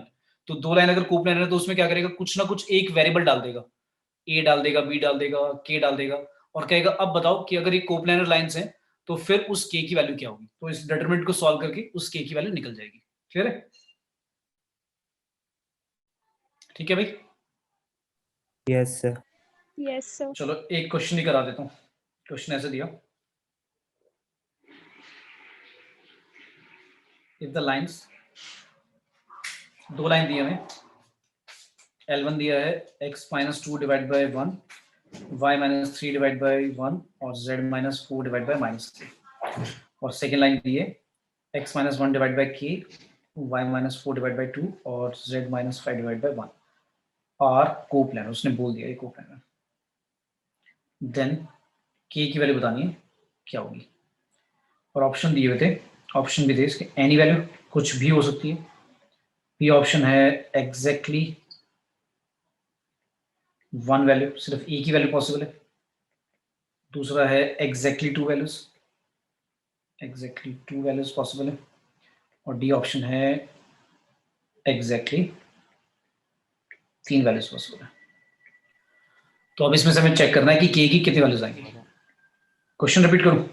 नो सर, जो कोप्लानर की कंडीशन बताइए। कोप्लानर की कंडीशन बताओ। देखो कोप्लानर की कंडीशन क्या है, अगर दो लाइन L1 L2 दो लाइन क्या है, कोप्लानर है, मतलब एक ही प्लेन के ऊपर है। तो मैंने दो लाइन ऐसी मान ली, A1 प्लस लैम्डा B1 और A2 प्लस म्यू B2। अब मैं क्या कह रहा हूँ, मैं कह रहा हूँ अगर मैं A2 में से A1 माइनस करता हूँ, मतलब दोनों पॉइंटों की, मतलब ऐसे सोचो दो लाइन पेपर के ऊपर है। मैंने क्या बोला था, विजुअलाइजेशन तुम्हारा इंपॉर्टेंट है। अब जो ये मैंने लिखा है ना, इतना कुछ जो बताया है, ये मुझे बताने की जरूरत ही नहीं है, तुम खुद समझ जाओगे क्या हो रहा है। देखो मैं क्या कह रहा हूँ, मैं कह रहा हूँ अगर दोनों लाइन पेपर के ऊपर ऐसे इमेजिन करो, और दोनों लाइन पेपर के ऊपर है, तो उनके फिक्स पॉइंट जो है हमें पता है, A1 और A2 उनका पोजीशन वेक्टर है। तो जब मैं एक पॉइंट में से, फर्स्ट फिक्स पॉइंट में से सेकंड वाला फिक्स पॉइंट को माइनस करूंगा, तो उनके पोजीशन वेक्टर का जो माइनस करूंगा तो क्या करेगा, वो जो वेक्टर निकलेगा वो पेपर के ऊपर ही निकलेगा। ये बात समझ आ रही है? यस तो यानी कि A2 माइनस A1 करने पर जो वेक्टर आएगा वो उस पेपर के ऊपर ही रहेगा, अभी भी पेपर से बाहर नहीं आएगा, है ना? ये बात समझ में आती है? यस ठीक है। अच्छा B1 क्रॉस B2 क्या करने पे क्या मिलेगा मुझे, B1 क्रॉस B2 करने पर, क्योंकि B1 और B2 पैरेलल वाले वेक्टर्स हैं लाइन के साथ, तो अगर लाइन के साथ कोई पैरेलल वेक्टर है और मैं उनका क्रॉस कर रहा हूं, तो मुझे एक ऐसा वेक्टर मिलेगा जो दोनों के साथ क्या होगा, परपेंडिकुलर होगा, राइट? और दोनों के साथ परपेंडिकुलर मतलब वो आउट ऑफ द पेज या इनटू द पेज होगा। ये बात समझ में आई? यस तो B1 क्रॉस B2 करने पर आपका एक ऐसा वेक्टर निकलता है जो उस पेज से परपेंडिकुलर होगा, और A2 माइनस A1 उस पेज के ऊपर ही एक वेक्टर है, तो दोनों का डॉट प्रोडक्ट जीरो नहीं होगा, क्योंकि उसके साथ भी तो परपेंडिकुलर होगा। Yes, sir. तो आपका जो B1 क्रॉस B2 वेक्टर आया था, वो A2 माइनस A1 के साथ क्या होगा, परपेंडिकुलर होगा। परपेंडिकुलर के लिए आपको पता है, एक नाम सुनते ही समझ में आ जाना चाहिए कि जब भी परपेंडिकुलर वर्ड यूज करा तो वेक्टर का डॉट प्रोडक्ट क्या होगा, जीरो होगा। बस ये कंडीशन बना दी। और ये जो लिखा मैंने A2 minus A1 B1 cross B2 के साथ डॉट, वो एक तरह से स्केलर ट्रिपल प्रोडक्ट है। ऐसे सोचो, ये स्केलर ट्रिपल प्रोडक्ट लिखा हुआ है। जो A2 माइनस A1 वो पहला वेक्टर है, डॉट B1 आपका सेकंड वेक्टर है, और B2 जो है वो थर्ड वेक्टर है। तो दो का क्रॉस आगे लिखा हुआ है और आगे पहले डॉट लगा हुआ है। तो आप कैसे लिखते थे डिटरमिनेंट फॉर्म में, A2 माइनस A1 की डायरेक्शन रेशियो जो होंगे वो फर्स्ट रो में रख दोगे, B1 के सेकंड रो में रख दोगे, और B2 के थर्ड रो में रख दोगे, और इक्वल टू जीरो। सर हाँ बोलो। सर के इक्वल टू 0 कॉमा माइनस, मतलब 0 यार भी और माइनस। काव्य मैं इनको समझा रहा हूँ। अच्छा काव्य ने सॉल्व नहीं कर डाला। हाँ अभी डिस्कस करते हैं, डिस्कस करते हैं। ओके काव्य की दो वैल्यूज निकलाई है, वेरी गुड। हाँ जिनको बेटा समझाया मैंने, आ गया समझ में? कौन बोल रहा था नहीं आया? क्लियर है? बोलो बेटा, क्लियर है? दोबारा बताओ, कहाँ चला गया भाई जिसने पूछा था? भाई डाउट बताओ भाई, क्लियर है? यस सर ठीक है बेटा, जिसने पूछा था उसको क्लियर है, नहीं तो दोबारा बताऊं? यस सर नहीं ठीक है। तो मैंने क्या बोला था, मैंने कहा था यार ब्लाइंडली फॉर्मूले रटो नहीं, क्योंकि देखो ये वाला फॉर्मूला मुझे वैसे बताने की जरूरत नहीं है, पर एक होता है ना कि आपको बता दिया तो आपको समझ में आ गया, आप कहीं और जगह पे आप अप्लाई कर सकते हो ये चीज। ठीक है, तो ये बात मतलब मैंने बोला था विजुअलाइजेशन इंपॉर्टेंट है, कि ये जो फॉर्मूला ये खुद क्रिएट आप माइंड में ही कर सकते हो कि यार हो क्या रहा है, कि दो लाइनों पर, अगर दो लाइन पेपर के ऊपर है, तो उनके फिक्स पॉइंट का जो मैं माइनस करके निकालूंगा पोजीशन वेक्टर, वो क्या निकलेगा, उस पेपर पे निकलेगा। और उस पेपर पे जो वेक्टर निकल रहा है, अब B1 क्रॉस B2 उसके साथ परपेंडिकुलर है पेपर के साथ, तो पेपर के साथ जो परपेंडिकुलर चीज है वो उस लाइन के साथ जो पेपर पे आपने बनाई है उसके साथ भी क्या होगी, परपेंडिकुलर रहेगी। तो वो एक तरह से स्केलर ट्रिपल प्रोडक्ट बन गया, और वो इक्वल टू आपने रख दिया जीरो। ठीक है, तो ये कंडीशन बन गई हमारी। हाँ तो काव्य का आंसर आया अभी, काव्य ने सॉल्व कर लिया है, तो आई होप सही करा होगा। हाँ काव्य क्या आ रहा है आपका की वैल्यूज? 0 और -3। 0 और -3। भाई दो जनों का आंसर निकला, दोनों का भी एग्री करते हो ये सेम आंसर आया है? भाई 0 -3 आ रहा है या एक जने का ही आया है सिर्फ? ओके चलो मैं मान लेता हूँ ये ठीक है, इफ इट इज करेक्ट। तो अब मुझे बता दो इन दोनों में से दोनों वैल्यूज पॉसिबल है, ये कोई एक वैल्यू ही लेंगे हम, मतलब दो आ रही है, तीन वाला तो गायब कर दो, ये तो पॉसिबल नहीं है भैया। एग्जैक्टली वन वैल्यू वाला, एनी वैल्यू भी पॉसिबल नहीं है भाई, क्योंकि दो निकली हैं उनमें से लेना पड़ेगा। तो एग्जैक्टली वन लिखें या एग्जैक्टली टू लिखें, मतलब 0 और -3 में से दोनों ठीक है या कोई एक इग्नोर करेंगे हम? बताओ। सर दोनों ठीक है दोनों ही ठीक है। किसी को ऐसा तो नहीं लग रहा कि के डिवाइड में लिखा हुआ, और मैंने बताया था स्टार्टिंग में, याद है ना कि भाई डिवाइड में नॉर्मल जैसे हम क्वेश्चन करते थे तो उसमें डिवाइड में जीरो आ जाता था तो मना कर देते थे कि एक्स की वो वैल्यू पॉसिबल नहीं है। पर यहाँ पर तो मैंने बोला था ये डायरेक्शन रेशियो है, डायरेक्शन रेशियो में जीरो आ सकता है, ठीक है। तो के यानी जीरो भी वैलिड है भाई, ठीक है। तो कितने आंसर आ गया? एग्जैक्टली 2 वैल्यूज, ठीक है भाई। क्लियर है सभी को? यस बोलो भाई। Yes, sir. चलो नेक्स्ट आगे चलते हैं। तो यहां तक सभी को समझ में आ गया स्क्यू लाइंस क्या है, पैरेलल क्या है, इंटरसेक्टिंग क्या है, किसी भी लाइन पर कैसा पॉइंट बांधते हैं, दो पैरेलल के बीच में डिस्टेंस और दो स्क्यू लाइंस के बीच में डिस्टेंस कैसे निकालते हैं, और कोप्लैनरिटी के लिए कंडीशन क्या है कि दो लाइन अगर कोप्लैनर है तो उसके लिए कंडीशन क्या है, स्केलर ट्रिपल प्रोडक्ट क्या कर दो, जीरो कर दो, ठीक है। अब आता है एक बहुत ही टिपिकल क्वेश्चन तुम्हारा, लाइक एग्जाम में बोर्ड में भी बहुत इंपॉर्टेंट है, वैसे जेई में भी कई बार पूछा गया है। इसको कई तरह से पूछ लेते हैं, मतलब बहुत सारी चीजें बोल देते हैं, perpendicular distance, foot of perpendicular, या फिर इमेज। तो मैं एक क्वेश्चन कनेक्ट कर रहा हूँ जिसमें सारी चीजें निकाल के बता रहा हूँ कैसे निकालेंगे। रटना नहीं है, समझना कि हो क्या रहा है। जैसे मैंने पूछा इफ एनी पॉइंट ए ले लेते हैं 103, then find foot of perpendicular, ये पहली चीज है, foot of perpendicular on a line, line हम ले लेते हैं, कुछ भी ले लिया, x minus 1 divide by 3, y plus 2 divide by minus 1 and z divide by 5। मैंने कहा कि एक पॉइंट है a 103 और मुझे क्या करना है, फुट ऑफ परपेंडिकुलर निकालना है उस पॉइंट से इस लाइन के ऊपर, ठीक है। ये फर्स्ट क्वेश्चन है। क्लियर है यहां तक सभी को? Yes sir. कि हम एक पॉइंट से क्या कर रहे हैं, फुट ऑफ परपेंडिकुलर निकाल रहे हैं इस लाइन के ऊपर। तो फुट ऑफ परपेंडिकुलर कैसे निकालेंगे, दूसरा क्वेश्चन है इसी में अटैच कर दिया। Also find image of A point in the line. फिर वो कह रहा है कि लाइन को अगर मिरर मान लें तो फिर उस ए पॉइंट की इमेज भी निकाल के दिखाओ उस लाइन में क्या होगी, ठीक है। और तीसरा ऐसे अटैच कर दिया, perpendicular distance of A from line, line से इस ए पॉइंट का परपेंडिकुलर डिस्टेंस कितना होगा। तो अगर फुट आ जाएगा तो बाकी सारी चीजें आ जाएंगी। तो कैसे आएगा देखो, सबसे पहले एक पॉइंट ले लेते हैं, क्या लिया आपने 103, और एक लाइन ले लिया हमने। लाइन की इक्वेशन क्या दी हुई है, x minus 1 divide by 3, y plus 2 divide bye minus 1 और z डिवाइड बाय 5, ये लिया अपनी लाइन।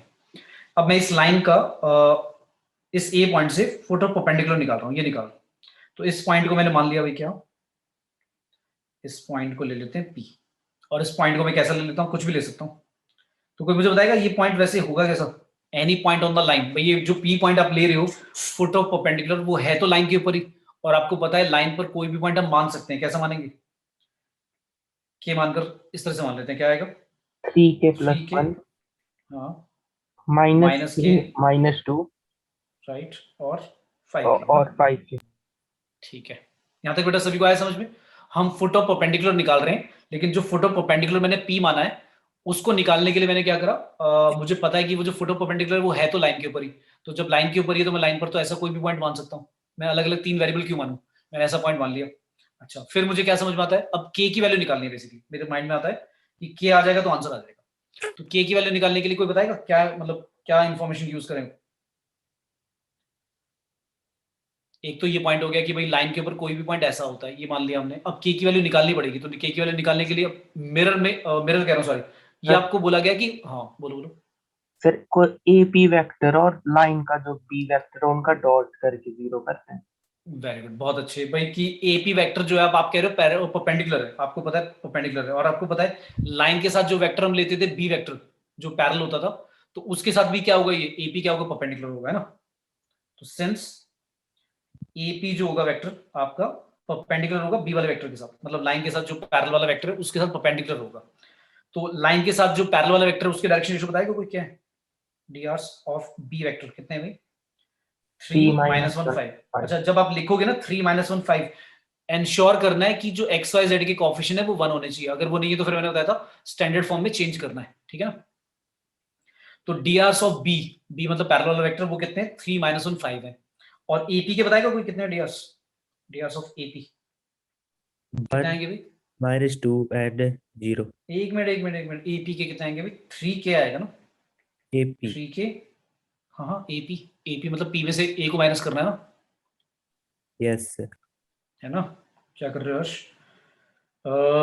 -k -2 आएगा और कॉमा 5k -3 है, ठीक है? yes sir ठीक है, कंफ्यूज नहीं होना ध्यान से। तो ये दोनों के दोनों क्या है? परपेंडिकुलर। और आपको पता है परपेंडिकुलर है तो क्या हो जाएगा? डॉट प्रोडक्ट क्या रख दोगे?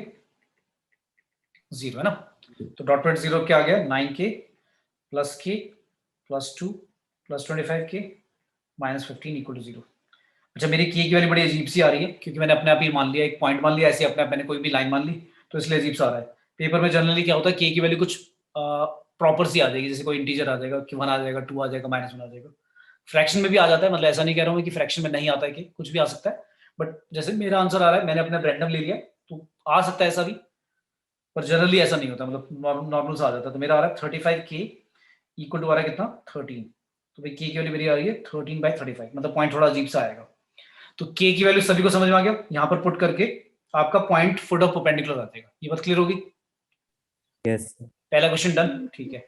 तो पहला क्वेश्चन डन हो गया, मतलब यही वाला था जो निकालना है, बाकी तो बहुत इजीली निकल जाएंगे। कैसे?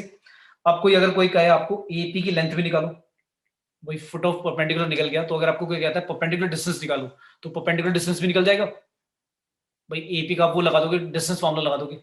yes एपी वेक्टर निकाल के मैग्नीट्यूड भी निकालने की जरूरत नहीं है, डिस्टेंस फॉर्मूला लगा दो, x2 - x1 का होल स्क्वायर, y2 - y1 का whole square plus z2 - z1 का होल स्क्वायर का रूट कर दो, एपी भी आ जाएगा। ये डन हो गया। फिर वो कह रहा था लास्ट इमेज भी निकालो, एक और पॉइंट था इमेज। तो इमेज कैसे निकालेंगे? इसी फिगर को एक मिनट में कॉपी कर देता हूँ। अब इमेज में भी कोई अलग से कुछ नहीं करना, बस यही चीज है जो अभी तक हमने करा है, इसी को थोड़ा सा आगे एक और पॉइंट एक्सटेंड कर देते हैं आगे। क्या आपको निकालना है भाई? Image. Sir mid point formula से। हाँ बेटा, वेरी गुड, बहुत अच्छे। ए डैश, ये वाली इमेज है आपकी, इसको मान लेता हूँ ए बी सी मान लेता हूँ, ये आपकी इमेज है। अब आपको पता है यार, मिरर में आपको एक लॉजिक पता होगा कि भाई जितना ऑब्जेक्ट दूर होता है मिरर से, उतना ही इमेज दूर होता है। तो आपको समझ में आ गया जो आपने बोला कि जो मिड पॉइंट होगा, mid point of A dash, वो इक्वल टू क्या होगा? पी पॉइंट होगा, राइट? अब आपका ए डैश का मिड पॉइंट आप कैसे लिखोगे? ऐसे लिखोगे ना, a + 1/2 b + 0/2 c + 3/2, और वो किसकी इक्वल रख दोगे? पी पॉइंट की इक्वल रख दोगे। पी पॉइंट तो पता ही है पहले से, है ना? पी पॉइंट तो आप निकाल ही चुके हो, ठीक है? तो जब पी पॉइंट निकल गया तो आप क्या करोगे भाई? कंपेयर कर लोगे सारे कोऑर्डिनेट, एक्स वाले, वाई वाले, जेड वाले, तो आपका ए भी निकल जाएगा, बी भी निकल जाएगा और सी भी निकल जाएगा। क्लियर है? Yes sir. आया भी सभी को समझ में? ठीक है, सर रिपीट करना है वाला थोड़ा सा इमेज वाला बेटा। yes sir ठीक है यार, मुझे एक चीज बताओ, पी पॉइंट तो आपका निकल चुका है, वो जो मैंने के लिखा हुआ है, वो तो के की वैल्यू निकल चुकी है ना, तो पॉइंट आ चुका है आपका। परपेंडिकुलर डिस्टेंस निकालना है तो एपी आपको डिस्टेंस फॉर्मूला लगा दोगे। अब मैं कह रहा हूँ इमेज निकालनी है, तो इमेज निकालने के लिए आपको ए डैश, मैंने मान लिया इमेज है, मतलब मैंने मान लिया लाइन जो है वो मिरर है, ए ऊपर एक पॉइंट था, उसकी इमेज निकालनी है लाइन के अंदर।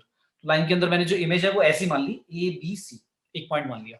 अब आपको क्या समझ में आता है कि मिरर से आपको पता है कि जितना ऑब्जेक्ट दूर होता है, मतलब ए जितना मिरर से लाइन से दूर होगा, उतना ही जो ए डैश वाला इमेज वाला पॉइंट है वो भी उतना ही लाइन से दूर होगा। ये बात समझ में आती है? और वो मतलब ये तीनों की तीनों एक लाइन में भी होंगे, ए पी और ए डैश। और हमें पता है कि जो पी पॉइंट है, जो आप लाइन पे पॉइंट ले रहे हो, वो मिड पॉइंट होगा ए डैश का। ये बात क्लियर है?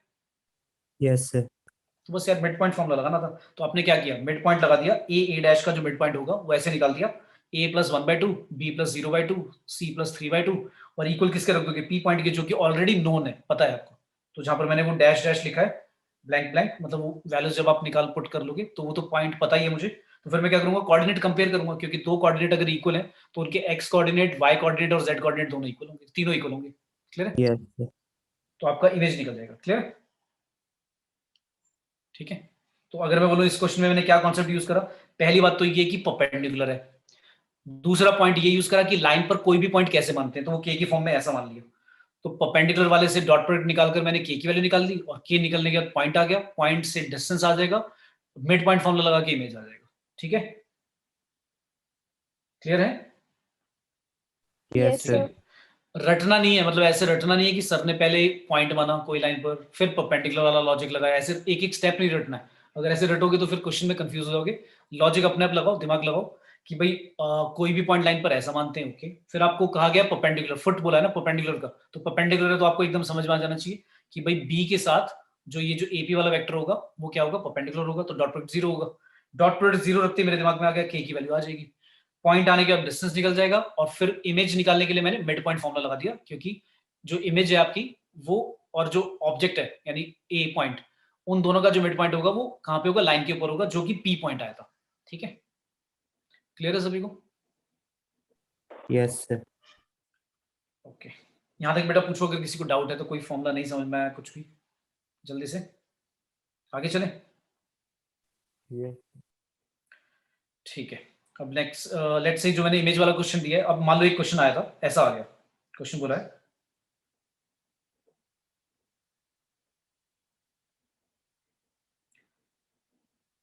क्वेश्चन दिया हुआ है। अच्छा, मैंने अभी प्लेन तो नहीं कराया ना, तो प्लेन के बाद कराऊंगा ये तो। ठीक है, अब आता है लाइन की सारी, चलो एक क्वेश्चन ले लेते हैं, प्लेन नेक्स्ट क्लास में करेंगे। लाइन की एक और क्वेश्चन लेते हैं, क्या लें लेट्स से क्वेश्चन दिया हुआ है,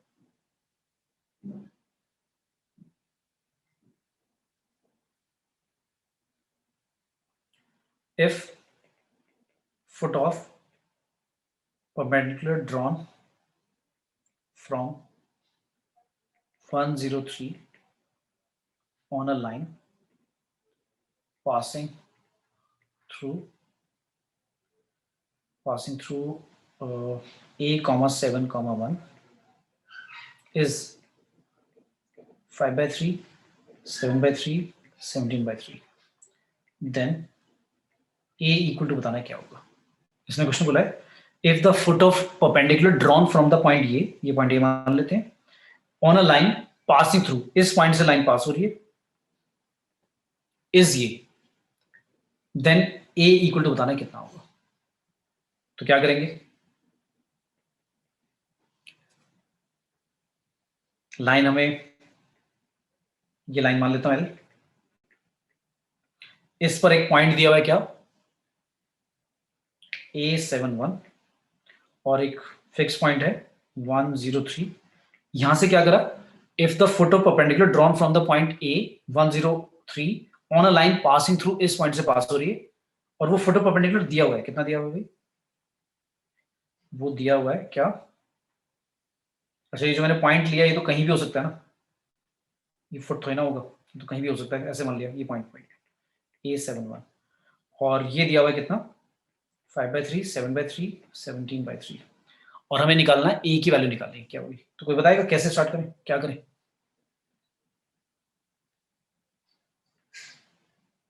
बताओ भाई। अगर ए पॉइंट से लाइन के ऊपर फुट ऑफ परपेंडिकुलर दिया हुआ है कि 5 by 3 7 by 3 17 by 3 है, और लाइन जो है वो पी पॉइंट से पास हो रही है, तो फिर हमें क्या करना है, ए की वैल्यू बतानी क्या होगी, क्या करें भाई। सबसे पहले लाइन के ऊपर 2 पॉइंट तो पता लग गए ना, पी और क्यू, है ना। Yes sir. तो भाई मैं पी क्यू अगर 2 पॉइंट पता है तो मैं इक्वेशन तो लिख सकता हूँ लाइन की, कैसी होगी, लाइन की इक्वेशन बताएगा कोई कैसी होगी, x minus y minus z minus, कोई भी ले लो, पहला कौन सा ले, A7 और 1 को मैं पहला पॉइंट ले लेता हूँ, डिवाइड में क्या लिखूंगा 5 by 3 minus A 7 by 3 minus 7 और 17 by 3 माइनस 1, ठीक है भाई, ये मेरी लाइन की इक्वेशन हो गई। अच्छा, ये अगर लाइन की इक्वेशन है, दूसरी चीज फिर अगर मैं ए क्यू का डायरेक्शन रेशियो निकालता हूं, D R of A Q, कोई बताएगा क्या होंगे, 5 by 3 माइनस 1 7 by 3 माइनस 0 और 17 by 3 माइनस 3, ये ठीक है, ठीक है। Yes sir.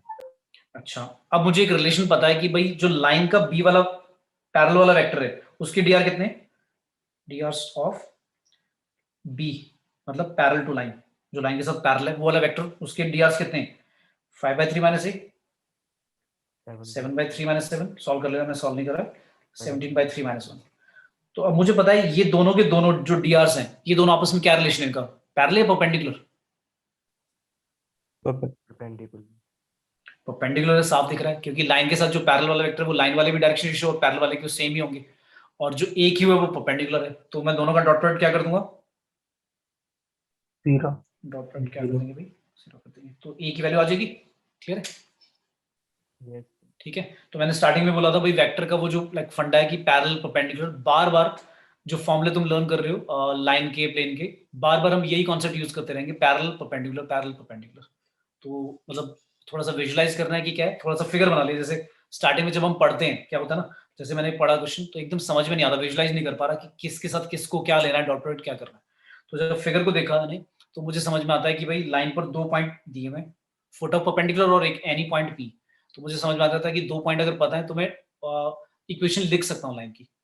अच्छा, मैं इक्वेशन ना लिखकर डायरेक्टली ये भी तो बोल सकता था कि पी क्यू का जो डायरेक्शन रेशियो होगा वो परपेंडिकुलर होगा किसके साथ, ए क्यू के साथ डायरेक्टली, है ना, मतलब लाइन की इक्वेशन भी लिखने की जरूरत नहीं थी ना, ये बात समझ में आई?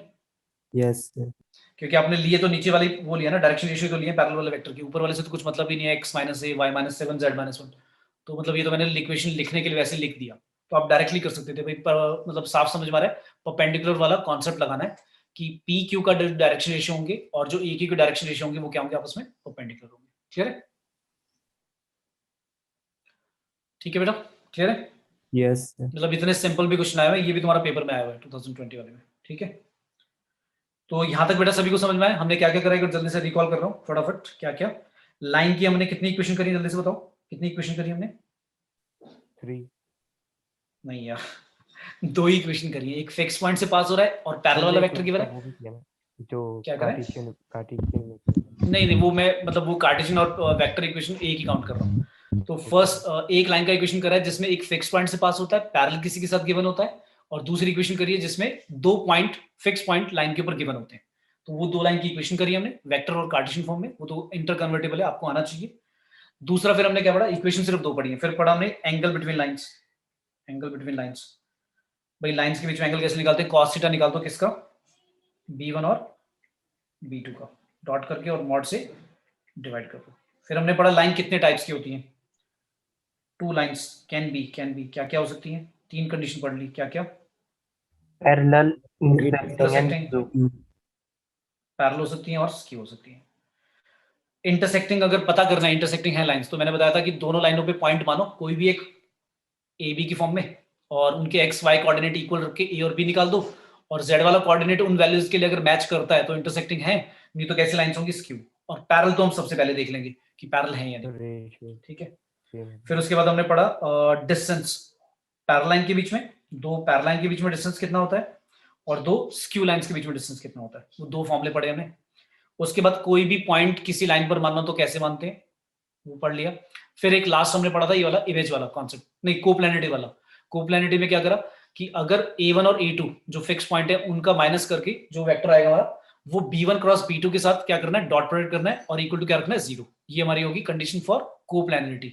और लास्ट हमने पढ़ा क्या कि अगर फुट ऑफ परपेंडिकुलर निकालना हो किसी पॉइंट से किसी लाइन के ऊपर, तो वो कैसे निकालते हैं, फिर उसका परपेंडिकुलर डिस्टेंस फॉर्मूले से आ जाएगा, और लास्ट फिर इमेज मिड पॉइंट फॉर्मूले से आ जाएगा। क्लियर है बेटा सभी को? यस ठीक है, तो आगे नेक्स्ट क्लास में जल्दी से प्लेन खत्म करेंगे नेक्स्ट क्लास में, तो लाइन और प्लेन, क्योंकि अब दोनों कंबाइंड क्वेश्चन भी आते हैं, मतलब जो क्वेश्चन होंगे, अभी तो मैं सिर्फ लाइन वाले करा रहा हूँ, फिर प्लेन वाले, फिर मिक्स क्वेश्चन भी आएंगे कि लाइन का प्लेन से डिस्टेंस या पैरेलल परपेंडिकुलर की कंडीशन, कुछ इस तरह से मिक्स क्वेश्चन आएंगे जिसमें लाइन और प्लेन दोनों बातें करेंगे। तो लाइन की इक्वेशन सारी याद करके आएंगे, ठीक है बेटा, और जो कॉन्सेप्ट कराया है मैंने। Okay, Yes, sir. चलो थैंक यू ऑल बेटा, good evening, Thank you, sir. Thank you, sir. Good night, sir. Good night बेटा। Thank you sir.